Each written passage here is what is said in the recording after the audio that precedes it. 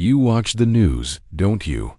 You scroll through the headlines, scan the debates, and a familiar knot tightens in your stomach. It's that feeling of bewildered frustration, isn't it? The one that whispers, how can they be so stupid? Or perhaps, are they even listening? Do they even care? We see the obvious solutions, the glaring inconsistencies, the self-serving rhetoric. And yet, the charade continues. Policies are enacted that defy common sense. Decisions are made that seem actively detrimental to the very people they claim to serve. And the collective intellect of the political sphere often appears to plummet to new, unimaginable depths. You felt it, haven't you? That gnawing suspicion that something is profoundly wrong, that the game is rigged, that the promises are empty echoes in an echoing void.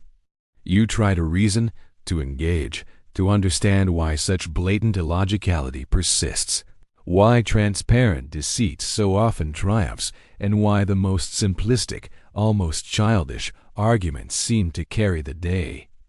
And in that moment of exasperated disbelief, you might ask yourself, what went wrong? Why does the machinery of progress so often grind to a halt, or worse, reverse course under the weight of such apparent imbecility? What if I told you that it's not stupidity at all? What if the very stupidity you perceive, the flagrant disregard for logic, the embrace of the absurd, is not a flaw in the system, but its most crucial, most profitable feature? We are conditioned to believe in a narrative of progress, of enlightenment, of a steady march towards a more rational and just society. We're taught that knowledge is power, that informed citizens lead to better governance, and that the ultimate goal of politics is the collective good. This is the grand illusion, the comforting lullaby sung to keep us docile, to keep us productive within a framework that fundamentally does not serve us.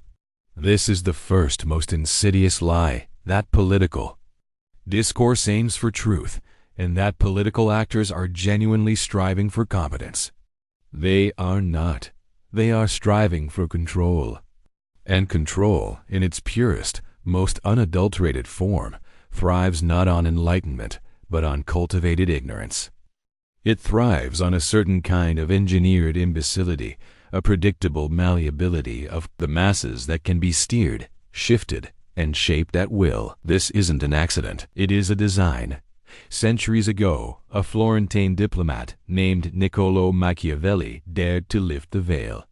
He looked upon the world not as it ought to be, but as it was. He saw princes and republics not as paragons of virtue, but as instruments of power, operating within a brutal, amoral landscape. Machiavelli's The Prince is not a manual for evil, as it is so often misconstrued, but rather a chillingly honest assessment of how power is acquired, maintained, and lost. He observed that rulers, to secure their dominion, must often act contrary to conventional morality. They must learn to be a great feigner and dissembler, to appear merciful, faithful, humane, religious, and upright while being ready to act the opposite when necessity demands it. This is where our illusion begins to shatter.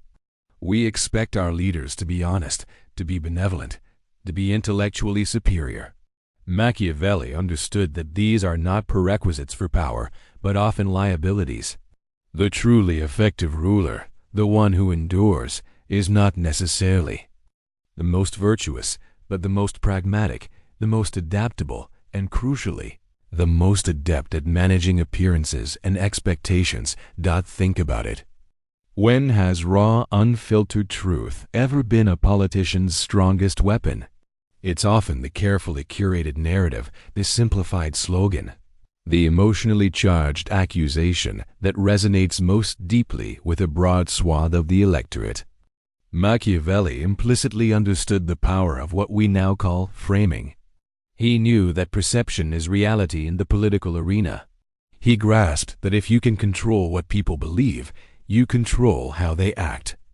And what is easier to control than a mind that prefers simplicity over complexity, emotional resonance over logical rigor, and comfortable narratives over uncomfortable truths? The political system, in its current manifestation, has become a masterclass in this Machiavellian art. It has perfected the art of cultivating a populace that is just informed enough to feel engaged, but not so informed as to pose a genuine threat to the established order. This is not about individual politicians being inherently evil, though some undoubtedly are. This is about a system that rewards a certain kind of behavior, a certain kind of communication, and a certain kind of outcome. Consider the diligent worker, the intellectually honest policy wonk, the person who dedicates their life to understanding complex issues and proposing nuanced solutions. How often do they rise to the pinnacle of political power? More often. The ascent is reserved for the charismatic orator who can distill complex problems into easily digestible sound bites, who can tap into primal fears and desires, and who can present themselves as the embodiment of a simple, often illusory solution. The politician who meticulously explains economic policy rarely galvanizes the masses like the one who promises a vague but emotionally potent return to glory. The system doesn't just tolerate this, it thrives on it. The very structure of political campaigns, the demands of media cycles, the instantaneous nature of information dissemination, all of these elements conspire to reward superficiality and punish intellectual depth. They create an environment where the most effective strategy is often to be understood rather than to be accurate. And who benefits from this manufactured ignorance? The answer is obvious: those who wield power. Those who benefit from the status quo. Those who profit from the complex web of financial and political interests that underpin our societies. When the populace is distracted by manufactured outrage, by culture wars, by the latest scandalous tweet, they are less likely to scrutinize the systemic injustices, the wealth disparities, the erosion of their own freedoms. They are less likely to question why, despite record profits, wages remain stagnant. They are less likely to challenge the intricate machinations of power that operate just beneath the surface of the daily news cycle. The stupidity we observe, therefore, is not a bug. It is a feature. It is a protective cloak, a diversion, a carefully constructed fog designed to obscure the true workings of power. The more simplistic the political narrative, the more polarized the discourse, the less room there is for critical thinking, for nuance, for genuine intellectual engagement. And in that vacuum, control flourishes. This, then, is the stark truth. Unvarnished and unyielding, this system is not broken. It is working precisely as intended for those who designed and maintain it. The pervasive, political stupidity that so frustrates you is not a sign of incompetence at the top, but a testament to the masterful execution of a Machiavellian strategy. It is the deliberate cultivation of a mental landscape where critical thought is disincentivized, where emotional reactions are prioritized, and where complex realities are flattened into easily digestible and often misleading sound bites. The just world fallacy, the naive belief that hard work and integrity will inevitably lead to success, that truth will always prevail in the marketplace of ideas, is precisely the kind of delusion that maintains this equilibrium. It keeps you running on the hamster wheel, convinced that if only you work harder, speak louder, or vote differently, the system will somehow self-correct. It won't. Not if its fundamental design is to perpetuate the very conditions that benefit those in command. We've been taught a constrained definition of power. We're told it's about voting, about protesting, about direct political engagement within the existing framework. But true power, as Machiavelli would attest, is often far more subtle, more pervasive, and wielded with an unflinching pragmatism that scoffs at conventional morality. It is the power to define reality, to set the terms of the debate, to control the information flow, and, most potently, to shape the very desires and fears of the populace.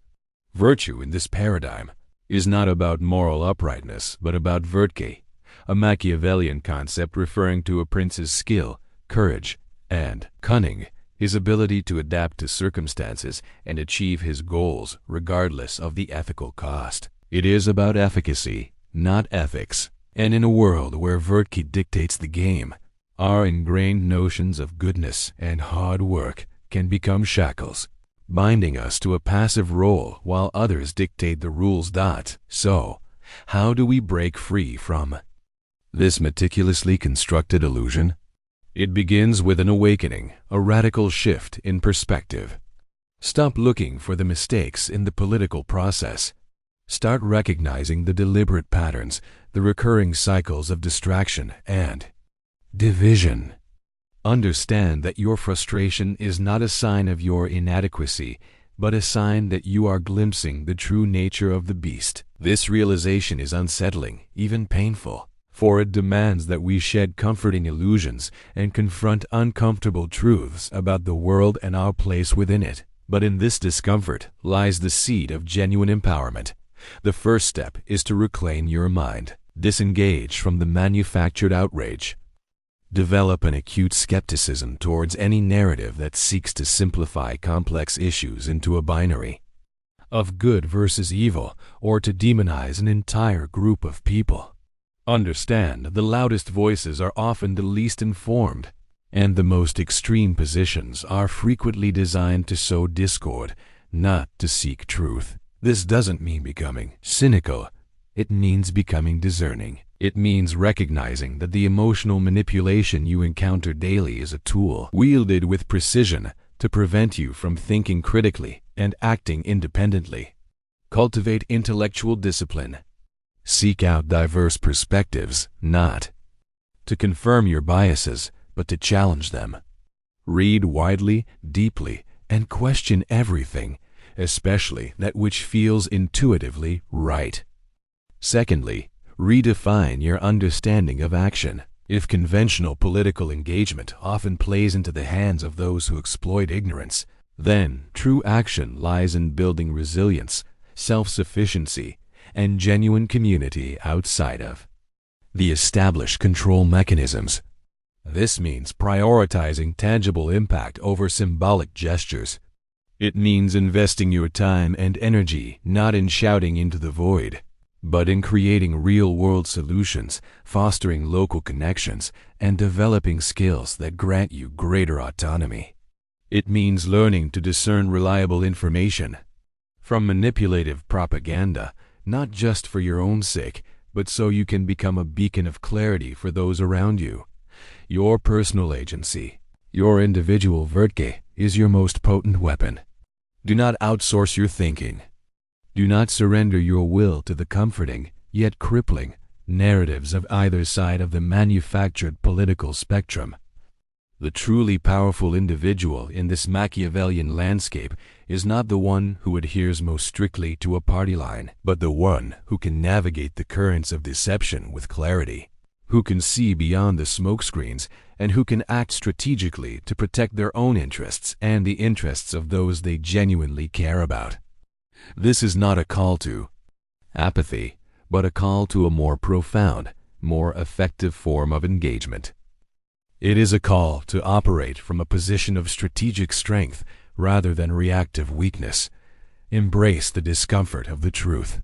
Recognize that the world is often not fair, that merit is not always rewarded, and that the illusion of political stupidity is a carefully crafted instrument of control. In this recognition, you gain the power to transcend the game. You gain the freedom to choose your own values, to define your own success, and to carve out a path that is guided not by manufactured consent, but by conscious action and a clear-eyed understanding of how power truly operates.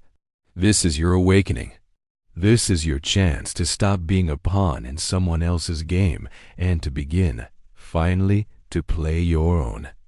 The profitability of ignorance ends when enough individuals refuse to be ignorant.